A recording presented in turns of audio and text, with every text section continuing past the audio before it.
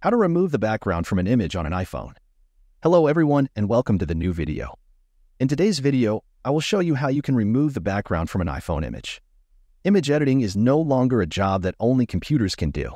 Phones have been trying to catch up and offer the same things for a while now.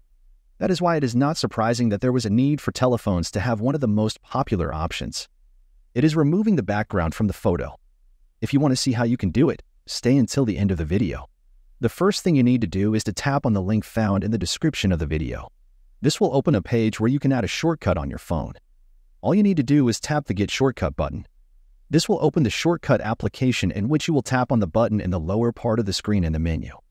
After that, the shortcut will appear on the home page of the application. Now tap on the shortcut.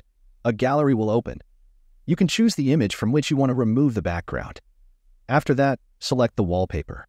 I will choose a white image, but you can choose anything.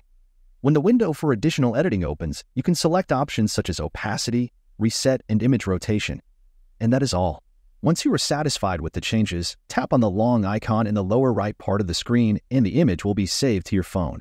In this way, you can quickly and efficiently remove background from any image. That's all for this video.